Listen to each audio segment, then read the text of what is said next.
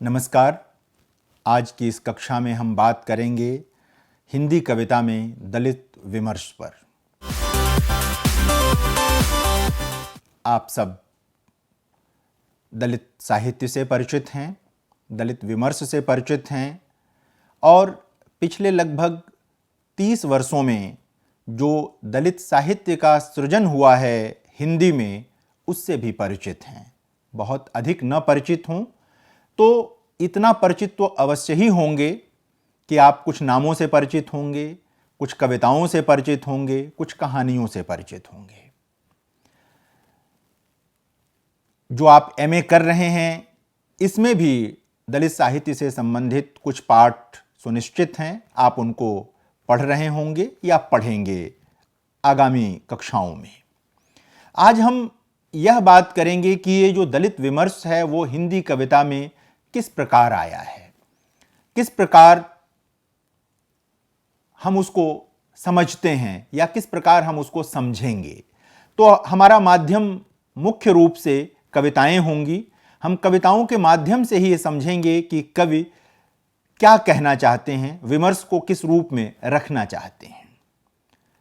एक बात जो सबसे पहले इस संदर्भ में समझने की है, जानने की है, वह यह कि हिंदी में लंबे समय से जो कविता केंद्र में रही है, प्रगतिशील कविता, जनवादी कविता, अलग अलग नामों से जो कविता रही है, उसके केंद्र में मार्क्सवादी चेतना रही है।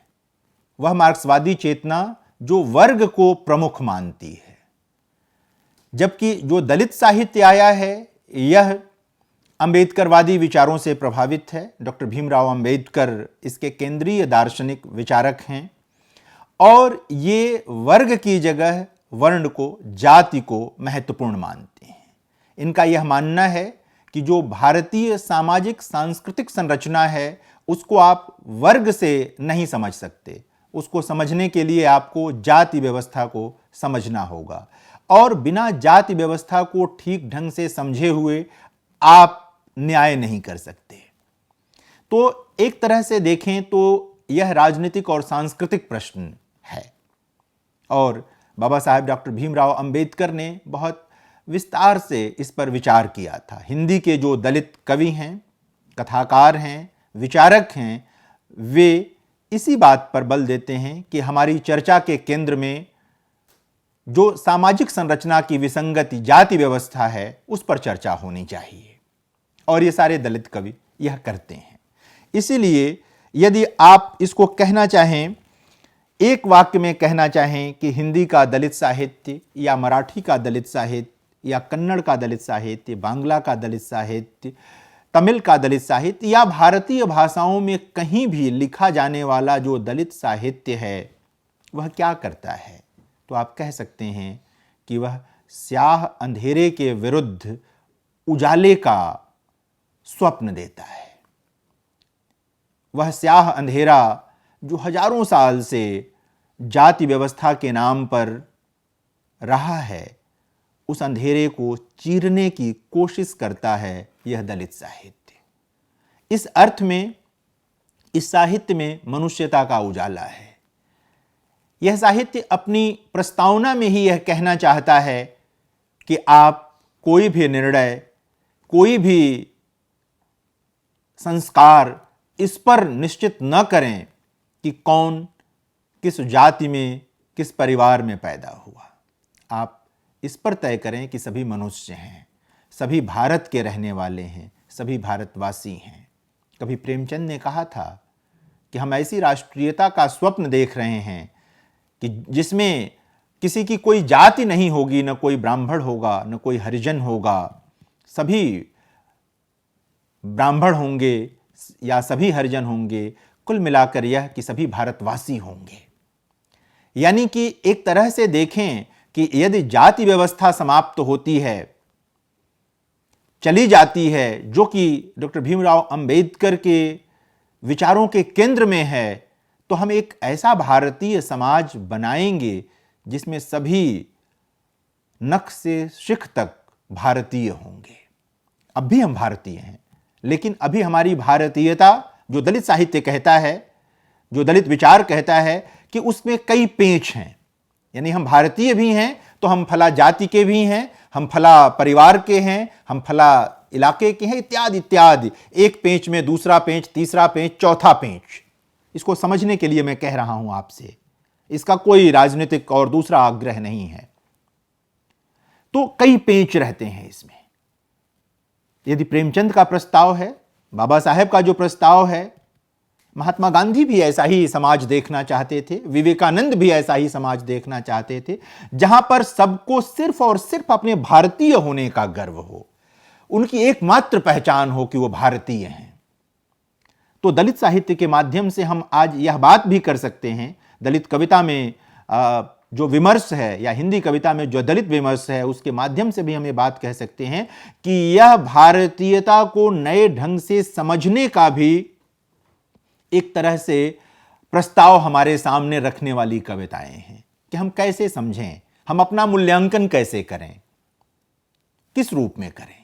तो इस रूप में इसे हमें देखने की जरूरत है और वर्ग, वर्ण और जाति का जो हमने प्रस्ताव किया उसे भी समझने की जरूरत है। यह भी समझने की जरूरत है कि भारत में जो जाति व्यवस्था है वह सिर्फ सामाजिक संरचना का मामला नहीं है। बहुत सारे लोगों के लिए यह एक मनोगत भाव है और यह बहुत खतरनाक है।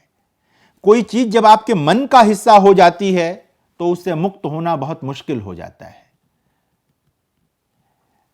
किसी के भी मन में वो कहां पैदा हुआ, इससे न तो हीनता आनी चाहिए और न ही कोई बड़प्पन का बोध आना चाहिए। सबके पास मनुष्य की देह है, मनुष्य का शरीर मिला है। हम बार बार कहते हैं कि जाति और जेंडर यह किसी के मूल्यांकन का आधार नहीं हो सकते। आपको मनुष्य के रूप में मूल्यांकन करना होगा और योग्यता के आधार पर मूल्यांकन करना होगा। यह प्रस्ताव बराबर अपने जेहन में हम सबको रखना चाहिए। और हम तो साहित्य के विद्यार्थी हैं, हमारा दायित्व तो सबसे पहले यह है कि हम देखें कि कहां विसंगति है और जहां कहीं भी विसंगति है हम उस पर चोट करें, हम उस पर प्रहार करें, सीखें भी और सिखाएं भी। तो यह याद रखने की जरूरत है। हिंदी में जो पहली उल्लेखनीय कविता, बल्कि वो भोजपुरी में लिखी गई कविता है, हीरा डोम की कविता है, 1914 में प्रकाशित हुई थी, अछूत की शिकायत। अगर आप उस कविता को एक बार पढ़ें, उस कविता को देखें ध्यान से, तो आपको पता चलेगा कि यह कविता उस अर्थ में तो विमर्श नहीं खड़ा करती है जिस अर्थ में बाद की कविताएं विमर्श खड़ा करती हैं या विमर्श से प्रेरणा ग्रहण करती हैं, रसायन ग्रहण करती हैं, प्राण तत्व ग्रहण करती हैं। उस अर्थ में यह नहीं है, लेकिन यह कविता इस बात का प्रमाण तो है कि जो सामाजिक सांस्कृतिक संरचना है उसमें बहुत कुछ ऐसा है जिसे बदल जाना चाहिए। यानी कि जो पिछली शताब्दी बीत गई उसके बिल्कुल आरंभिक वर्षों में, दूसरे दशक में, एक कवि जो दलित समुदाय से आता है, हीरा डोम, वो जो लिखता है उस पर विचार करने की जरूरत है। भोजपुरी की कविता है, वो भोजपुरी में कही गई कविता है वो, लेकिन उसको देखें आप कि कुछ पंक्तियां देखें आप जिसमें वो ईश्वर से भी प्रार्थना करा कि हमारा दुख तो ईश्वर भी नहीं देख रहे हैं और हमें मुंह बांध करके ऐसा काम करना पड़ता है जो नहीं करना चाहिए। मैला साफ करने का जो काम है उसके बारे में और तमाम जातियों के बारे में वो कवि कहता है कि फला जाति तो ये करके काम चला लेती है, फला जाति तो यह काम करके चला लेती है, लेकिन हम तो ये सब भी नहीं कर सकते। यानी हमारे ऊपर इतने प्रतिबंध हैं कि हम अनिवार्य रूप से सिर्फ यही कर सकते हैं। मनुष्य पर यह ज्यादती क्यों कर की जानी चाहिए? हर मनुष्य को यह आजादी मिलनी चाहिए कि वो अपनी रुचि के अनुसार, अपनी योग्यता के अनुसार अपने काम का चयन कर सके, अपने लिए स्पेस बना सके, न कि उसे आप जबरदस्ती एक ऐसे पेशे में ढकेल दें और कहें कि यह खानदानी पेशा है। यह नहीं कर सकते। हीरा डोम की कविता पिछली शताब्दी, जो 20वीं शताब्दी बीत गई, उसके दूसरे दशक में, जबकि हम औपनिवेशिक सत्ता से लड़ाई लड़ रहे थे, उस दौर में डॉक्टर भीमराव अंबेडकर के भी विचारों के प्रकाश में आने से पहले की कविता है यह। यानी कि जो चेतस समुदाय था, जो पीड़ा थी, वह बह रही थी, वो दर्ज नहीं हो पा रही थी। सरस्वती पत्रिका में भोजपुरी की यह कविता दर्ज हुई और एक ऐतिहासिक महत्व की यह कविता है। तो जब भी हिंदी कविता में दलित विमर्श की बात करें तो भोजपुरी की इस कविता पर भी जरूर विचार करना चाहिए, देखना चाहिए कि किस तरह से ये कविता अपनी बात रखती है, किस प्रकार सामाजिक संरचना को आलोचनात्मक विवेक के साथ देखना सिखाती है। यह व्यक्ति किसी की शिकायत नहीं करता। अछूत की शिकायत कविता का नाम है। सामान्यतः आपको लगेगा कि शिकायत भी है, लेकिन वो बात रखता है कि हमसे तो आपने कहा कि हम मुंह बांध के यह काम करें, लेकिन आप हमारे लिए कोई रास्ता दूसरा नहीं छोड़ रहे हैं। न ईश्वर ने हमारे लिए छोड़ा, न आप छोड़ रहे हैं। जाहिर है कि यह बेचैन करने वाली कविता है। अगर आप संवेदनशील हैं, अगर आप थोड़ा सोचते समझते हैं, अगर आपका हृदय द्रवित होता है तो यह कविता आपको बेचैन करेगी, आपको नींद नहीं आएगी ये कविता पढ़ने के बाद। और कविता का यही काम है, मैं बार बार कहता हूं, हर कक्षा में कहता हूं, जो सुला दे वो कविता क्या है। कविता सुलाने का नहीं, जगाने का उद्यम करती है। कोई भी साहित्य जगाने का काम करता है। अगर कोई यह मानता है कि साहित्य का काम सिर्फ मनोरंजन करना है तो साहित्य को नहीं जानता। यदि कोई यह सोचता है कि हम साहित्य पढ़कर आराम कर लें, नींद ले लें, तो इसका मतलब वो साहित्य को नहीं जानता। प्रेमचंद ने अनायास नहीं कहा था कि साहित्य का काम सोए हुए लोगों को जगाना है। सोए हुए माने जिनकी चेतना सोई हुई है। जो श्रम करके सोया है, प्रेमचंद उसको जगाने की बात नहीं कर रहे हैं। प्रेमचंद उनको जगाने की बात कर रहे हैं जो श्रम भी नहीं करते और जिनकी चेतना भी सोई हुई है। तो इसको समझने की जरूरत है। अगर इसको नहीं समझेंगे आप तो दलित कविता समझ में नहीं आएगी, दलित विमर्श भी समझ में नहीं आएगा। जो दलित साहित्य आया है, जो दलित विमर्श आया है, जो स्त्री विमर्श आया है, मैं दोनों को जोड़ कर देख रहा हूं। आदिवासी विमर्श भी जो सामने आया, इन सभी विमर्शों को, जो मुक्ति के विमर्श हैं, अगर आप सामने रखेंगे तो आपको लगेगा कि ये मुक्ति का व्यापक सौंदर्य शास्त्र रचने वाले विमर्श आए हैं। ये एकांगी मुक्ति की बात नहीं करते। कहीं कहीं रहा है दलित साहित्य के भीतर भी, दलित विमर्श के भीतर भी एक स्त्री विमर्श आया है, जहां पर स्त्रियों ने कहा कि दलित विमर्शकारों में भी जो पुरुष विमर्शकार हैं उनके सोचने में पितृसत्ता की छाया है, पितृसत्ता की गूंज है, वहां वो खड़ी हुई हैं। यानी कि मुक्ति विमर्शों के भीतर भी कुछ विभ्रम हैं, कुछ ऐसी चीजें हैं जिनको समाप्त होना चाहिए, वो हो रही हैं। लेकिन अपनी पूरी बनावट और बुनावट में ये जो विमर्श हैं, ये मुक्ति का व्यापक संसार रचने वाले विमर्श हैं, मुक्ति का एक व्यापक सौंदर्य शास्त्र रचने वाले विमर्श हैं। तो यह भी ध्यान में रखने की बात है। ओम प्रकाश वाल्मीकि के एक संग्रह का नाम है सदियों का संताप। तो अगर आप इसको मुहावरे में बदलना चाहें तो आप कह सकते हैं कि सदियों का संताप झेल चुके लोग उजाले की इबारत लिख रहे हैं। यानी कि वे अब अपने हिस्से का दुख और अपने हिस्से का स्वप्न दोनों को स्वयं वाणी दे रहे हैं। यानी अपने हिस्से का दुख कह रहे हैं और अपने हिस्से का स्वप्न रच रहे हैं। अब उनका यकीन इसमें नहीं है कि कोई और उनके हिस्से का दुख कहे और कोई और उनके लिए स्वप्न रचे, सृजित करे। ये बाबा साहेब डॉक्टर भीमराव अंबेडकर के विचारों से प्रेरणा ग्रहण करके उन लोगों ने किया है।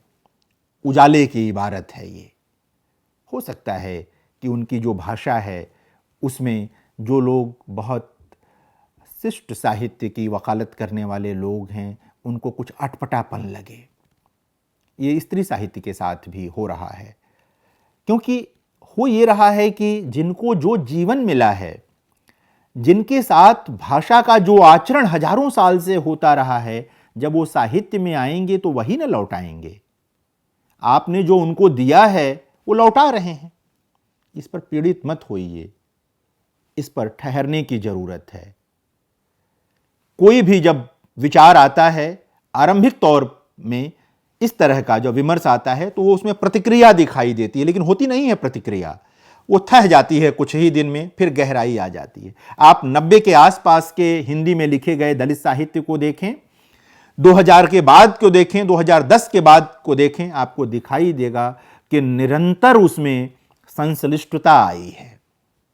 अब वह सिर्फ जाति विशेष के या जाति, तमाम जातियों जिनको आप सवर्ण जातियां कहते हैं, समझते हैं, उनके विरोध में लिखा गया साहित्य नहीं रह गया है। अब वह जाति मुक्त समाज के पक्ष में लिखा गया साहित्य हो रहा है। दोनों का अंतर समझें, एक है कुछ जातियों के विरोध में लिखा गया साहित्य और एक है जाति मुक्त समाज का स्वप्न रचने वाला साहित्य। तो जो दलित साहित्य है अब वो उस ओर बढ़ आया है जहां वो एक जाति मुक्त भारतीय समाज की संकल्पना प्रस्तुत कर रहा है, स्वप्न प्रस्तुत कर रहा है। सभी कवियों को आप देखें, सबने ये किया है। जो स्त्री रचनाकार भी आई हैं वहां पर भी वो एक ऐसे समाज की कल्पना कर रही हैं क्योंकि वो वंचितों में वंचित हैं, वंचितों में वंचित हैं। तो वहां पर भी उनके स्वप्न भी इसमें शामिल हुए हैं और चीजें और सुंदर सुदृढ़ हुई हैं। इसलिए जब दलित विमर्श पर बात करें तो आपको स्त्री कवियों पर अलग से बात करनी पड़ेगी। आरंभिक दौर में धीरे धीरे चीजें ठीक होती चली जाती हैं। हमारा हजारों साल का इतिहास जो है साहित्य का, संस्कृति का, हमने देखा है कि आरंभिक तौर पे चीजें कैसे आई, फिर कैसे धीरे धीरे संश्लिष्ट होती चली गई हैं। तो यहां पर भी ये चीज हमें देखने की और समझने की जरूरत है। आप देखें, बहुत पहले ओम प्रकाश वाल्मीकि की एक कविता आई थी जिसका एक अंश है कि बस बहुत हो चुका चुप रहना, निरर्थक पड़े पत्थर अब काम आएंगे संतप्त जनों के। सामान्यतः सुनेंगे तो लगेगा कि ये प्रतिक्रिया की बात है, ये पत्थर चलाने की बात है। लेकिन अगर आप कविता के नजरिए से देखेंगे तो ये पत्थर मनुष्यों पर चलाने की बात नहीं हो रही है। यह पत्थर उस संवेदना पर चलाने के लिए हो रही है जो जड़ हो चुकी है, जो पत्थर हो चुकी है। यानी कि पत्थर पर पत्थर मार के संवेदना की आग जलाने का उद्यम करने की बात है इसमें। वह संवेदना जो सुप्त हो गई, पत्थर हो गई, जो मनुष्य को मनुष्य नहीं समझ पा रही है, जो स्त्री के साथ भेद करती है, जो स्त्री पुरुष में भेद करती है, जो मनुष्य मनुष्य में भेद करती है, उन दो पत्थरों को आपस में टकराने का मामला आ गया ताकि एक नई आग पैदा हो, मनुष्यता की आग। सामान्यतः आग नकारात्मक चीज है, लेकिन ऐसे संदर्भों में जब आप देखेंगे तो इस अर्थ में आपको अच्छा लगेगा कि जब आग पैदा होगी तो उससे लपट निकलेगी और उस लपट में बहुत सारी चीजें ऐसी जिन्हें नहीं होना चाहिए वो शायद जल जाएंगी और फिर जो शांति आएगी, जो एक सद्भाव आएगा, वो अभिष्ट है इस साहित्य का, वही शायद स्वप्न है इसका। तो इसको इस रूप में अभिधा में अगर आप पढ़ लेंगे कि पत्थर चलाने का मामला है, तो नहीं, ये संवेदना का जो पत्थरीकरण हो चुका है उस पर पत्थर चलाने का मामला है, उसको जगाने का मामला है। एक बात और हुआ दलित विमर्श में कि दलित विमर्श ने यह कहा कि अब हम गुहार नहीं लगाएंगे, अब हम दो चार करेंगे। क्योंकि गुहार, हीरा डोम की कविता में गुहार है, ओम प्रकाश वाल्मीकि की कविता में गुहार नहीं है, कमल भारती की कविता में गुहार नहीं है, जो भी दलित कवि हैं उनकी कविता में गुहार नहीं है। वहां आमना सामना करने का भाव है, और आमना सामना व्यक्तिगत स्तर पर किसी दुश्मनी का आमना सामना नहीं, विचारों का आमना सामना है। एक स्वस्थ समाज के सृजन के लिए जो आमना सामना होना है, उस आमना सामना का प्रसंग है यहां पर। तुमने तो कह ली अपनी और पराई भी, अब खोल सको तो बेजुबान का मुंह खोलो। दलित विमर्श की सबसे बड़ी विशेषता यह है कि उसने उन लोगों को आवाज दी है, उन लोगों को कलम दी है जिन्हें हजारों साल से न बोलने का हक था न लिखने का हक था। उनको बोलना भी दलित विमर्श ने सिखाया है और उनको लिखने की आज़ादी की वकालत की है, और वो लोग लिख रहे हैं। स्त्रियां भी लिख रही हैं, दलित भी लिख रहे हैं। ये एक इस विमर्श को समझने की जरूरत है। अब यह हो नहीं सकता, कमल भारती की पंक्ति है कि अब यह हो नहीं सकता कि तुम मालिक बने रहो हमारे पीढ़ी दर पीढ़ी, हम बने रहें तुम्हारे गुलाम पीढ़ी दर पीढ़ी। यह उसी जाति व्यवस्था की बात जो हम आरंभ में कह रहे थे कि एक मनुष्य दूसरे मनुष्य का मालिक कैसे हो सकता है, दोस्ताना हो सकता है, बराबरी का भाव हो सकता है। लिहाज हो सकता है एक दूसरे का कि हमसे कोई बड़ी उम्र का व्यक्ति है, वो चाहे जिस भी परिवार में पैदा हुआ, उसके प्रति जो आदर होना चाहिए वो सब तो ठीक है, लेकिन किसी को इसलिए आदर देना व्यवस्था हो कि वह किसी खास जाति में पैदा हुआ, और किसी का शोषण इसलिए अनिवार्य हो कि वह किसी खास जाति में पैदा हुआ, इस व्यवस्था को तो मिट ही जाना चाहिए। इस व्यवस्था को नहीं रहना चाहिए। अपने अपने ढंग से हमारे सभी महापुरुषों ने, जिनका नाम मैंने आरंभ में लिया, सबने ये कोशिश की, और दलित विमर्श, दलित साहित्य उसी दिशा में आगे बढ़ा है, आगे चल रहा है। लगातार चेतना पैदा करने का एक और कविता है ओम प्रकाश वाल्मीकि की कि ऐसी जिंदगी किस काम की जो सिर्फ घृणा पर टिकी हो, कायरपन की हद तक पत्थर बरसाए कमजोर पड़ोसी की छत पर।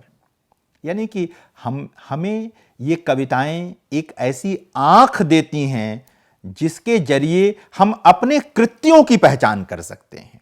कई बार अपनी आंख से आप अपने कृत्य नहीं देख पाते। कविता वही तीसरी आंख है जिससे आप अपने कृत्यों की पहचान कर सकते हैं। अपने जो भी अच्छे बुरे आपने काम किए हैं, आप जान सकते हैं कि आपने क्या किया है, क्या नहीं किया है। और ये कविता, ये पंक्तियां जैसे ही कोई पढ़ता है उसके सामने ये बात आ जाती है। बार बार दलित विमर्श ये सवाल खड़ा करता है कि ये फला जाति ऊंची, फला जाति छोटी, इसका क्या आधार है? जाहिर है कोई आधार नहीं है। तो एक तरह से कहें कि स्वाधीन राष्ट्र में स्वाधीनता की चेतना को और अग्रगामी बनाने में दलित विमर्श सहायक हुआ है। कविता में भी, कहानी में भी, उपन्यास में भी, विचारों में भी लगातार ये चीजें होती रही हैं और होती जाएंगी। बराबर ये प्रश्न करते हैं, कई बार ऐसे लोगों से दलित विमर्शकार प्रश्न करते हैं जब कोई उनसे बात करता है कि ऐसे नहीं, ऐसे होना चाहिए, तो वो कहते हैं कि सोचिए, हजारों साल का इतिहास यदि आपका ऐसा होता तो आप क्या सोचते। और यही वह क्षण होता है जब हमें किसी को भी आत्मालोचन करना चाहिए। जो भी सत्ता वर्ग का व्यक्ति होता है वह आत्मालोचन करने से घबराता है, बचता है। लेकिन हमने अन्य कक्षाओं में जैसे पढ़ा है, श्रीकांत वर्मा को पढ़ते हुए जैसे पढ़ा है या पढ़ेंगे, या अन्य कवियों को पढ़ते हुए पढ़ा है कि अंततः बचता वह है जिसकी मनुष्यता श्रेष्ठ होती है, जिसके भीतर की मनुष्यता और जो मनुष्य राग है जिसके भीतर श्रेष्ठ होता है वो बचता है, और कुछ भी नहीं बचता है। लगातार आप देखेंगे दलित कवियों को, चाहे किसी भी बड़े दलित कवि को आप देखेंगे, आपको लगातार ये लगेगा कि ये लोग एक ही बात कह रहे हैं कि समाज में मनुष्य का कोई भी मूल्यांकन मनुष्य के आधार पर होना चाहिए। अगर ये नहीं हो रहा है तो फिर इसका मतलब कि चीजें आधी अधूरी हैं। इसका मतलब कि आप जो सचमुच एक मनुष्य संस्कृति का निर्माण है उसे करने में असफल हुए हैं, और यह असफलता सबके सिर जाएगी, किसी एक की बात नहीं है। दलित विमर्श हमें बार बार डॉक्टर भीमराव अंबेडकर के विचारों की ओर ले जाता है, और वो बहुत काम का है। मैं तो ये भी कहता हूँ कि जब डॉक्टर भीमराव अंबेडकर के विचारों पर विचार करें तो महात्मा गांधी को भी पढ़ें, विवेकानंद को भी पढ़ें, डॉक्टर लोहिया को भी पढ़ें। ये सब ऐसे लोग हैं जिनके विचारों से भारतीयता मुकम्मल होती है। अगर ये सब आएगा तो शायद इकहरेपन से हम बचेंगे, कोई इकहरापन नहीं रहेगा हमारे विचारों में, और शायद हम चीज़ों को अधिक न्यायसंगत ढंग से देख पाएंगे, विवेक संगत ढंग से देख पाएंगे। मलखान सिंह की कविता देखनी हो, सीवी भारती की कविता देखनी हो, ओम प्रकाश वाल्मीकि का जिक्र मैंने किया, उनकी कई कविताओं का जिक्र किया। मलखान सिंह अपनी एक कविता में कहते हैं कि मेरी खुद की थूथड़ पर अनगिनत चोटों के निशान हैं जिन्हें अपने बेटे के चेहरे पर नहीं देखना चाहता। और ये तभी संभव होगा जब कोई कवि क्यों कहना चाहता है ये, और ये कब संभव होगा? जब समाज में बराबरी की व्यवस्था लागू होगी, जब हम सब बराबरी के स्तर पर होंगे। अगर बराबरी नहीं होगी, शासक और शासित का भाव रहेगा, श्रेष्ठता का भाव रहेगा, तो कोई ना कोई शोषित होता रहेगा, कोई ना कोई दबता रहेगा। तो सृजन एक ऐसे समाज का जहां पर जाति, जेंडर और धन श्रेष्ठता के प्रतिमान नहीं होने चाहिए। ये सारी कविताएं, कोई भी जूठन खाने का यह कैसा तिलिस्म, पुरुष से मर्यादा पुरुषोत्तम हो गए राम, सबरी का जूठन खाकर और हम पले जूठन पर ही आ जन्म, मगर हम अछूत हो गए। बहुत बेचैन करने वाली कविता है। मर्यादा पुरुषोत्तम राम का संदर्भ लेती है यह कविता। सबरी का जूठा बेर खाया उन्होंने। हम सब मानते हैं कि ईश्वर के रूप में और महानता के रूप में गिनाते हैं, लेकिन यदि जूठन खाने से कोई भी बड़ा हो सकता है, तो वे तमाम जातियां जिनका हजारों साल का इतिहास ही जूठन पर आधारित रह गया, फिर उनको हमने अछूत क्यों माना? ये बेचैन करने वाली कविता है। हमें तो मर्यादा पुरुषोत्तम राम से प्रेरणा लेनी चाहिए थी कि यदि वे सबरी का जूठा बेर खा सकते थे, जो वंचित समुदाय से थी, तो हम लोग हजारों साल से, वे लोग, हम लोग जब मैं कह रहा हूं तो वे लोग जो अपने को मानते रहे हैं कि आगे आगे हैं, ऐसे लोगों ने क्यों अन्याय किया? क्यों ये चीजें होती रहीं कि आप कुछ लोगों को जूठन खाने पर बाध्य करते रहे और फिर उन्हें अछूत भी बनाते रहे? एक पूरा दलित विमर्श जूठन की संस्कृति का प्रतिकार करने का विमर्श है। किसी भी प्रकार का जूठन, उसका प्रतिकार आपको दलित विमर्श में दिखाई देगा। जूठन की संस्कृति का प्रतिकार इसमें दिखाई देगा। एक बड़ी बात है ये। जूठन ओम प्रकाश वाल्मीकि की आत्मकथा का शीर्षक भी है, लेकिन आप वहीं से चाहें तो आप एक सिद्धांत की तरह इसको कह सकते हैं कि यह जूठन की संस्कृति का प्रतिकार है दलित विमर्श में। ये जरूर याद रखने की जरूरत है, नोट करने की जरूरत है, क्योंकि अगर यह नहीं नोट करेंगे तो बात नहीं बनेगी। एक और कविता है ओम प्रकाश वाल्मीकि की कि जब तक रामेश्वरी के हाथ में खड़ांग खांग घिसटती लौह गाड़ी है, मेरे देश का लोकतंत्र एक गाली है। सामान्यतः यह कविता जब आप सुनेंगे तो थोड़ा झटका लगता है। ऐसा नहीं कि ओम प्रकाश वाल्मीकि की आस्था लोकतंत्र में कम हो, लोकतंत्र में गहरी आस्था थी। वे जानते थे कि बाबा साहब भीमराव अंबेडकर के विचारों को जो महत्व मिला इस देश में, वह लोकतंत्र के नाते मिला, संविधान के नाते मिला। लेकिन वो याद दिलाना चाहते हैं कि संविधान के लागू होने के इतने वर्षों बाद, लोकतंत्र की स्थापना के इतने वर्षों बाद भी यदि हमारे देश में अब भी कुछ लोग मैला ढो रहे हैं, मैला साफ कर रहे हैं, तो जाहिर है कि हमने लोकतंत्र का पूरा सम्मान नहीं किया है, संविधान का पूरा सम्मान नहीं किया है। प्रिय विद्यार्थियों, दलित विमर्श को, दलित साहित्य को, स्त्री साहित्य को, आदिवासी साहित्य को जब भी पढ़िए तो इस रूप में पढ़िए कि यह संविधान की आत्मा को बचाने वाला साहित्य है। यह हमारे संविधान की जो मूलभूत शिक्षाएं हैं, उन शिक्षाओं का जो अभाव रह गया है भारतीय समाज में, उस अभाव को कैसे पूरा किया जाए, उसकी प्रेरणा देने वाला साहित्य है, उसकी सीख देने वाला साहित्य है, उसके लिए हमारे भीतर विवेक पैदा करने वाला साहित्य है और विमर्श है। यानी कि दलित विमर्श, स्त्री विमर्श, आदिवासी विमर्श, जो भी इस तरह के वंचित समुदायों के विमर्श आए हैं, वे सब लोकतंत्र, संविधान, मनुष्यता और मनुष्य की रक्षा का उद्यम करने वाले विमर्श हैं। लेकिन इन विमर्शों को भी यह देखना होगा कि कहीं किसी मोड़ पर ये एक दूसरे के विरुद्ध न खड़े हो जाएं। हमें उम्मीद है कि आज की कक्षा में आपने जो हिंदी कविता में दलित विमर्श है, उसको ठीक से समझ लिया होगा। यदि इसको समझने में किसी भी प्रकार की कोई समस्या हो, कोई परेशानी हो, तो आप हमसे संपर्क और संवाद बनाए रखें। हम आपकी सभी समस्याओं का निराकरण करेंगे। धन्यवाद।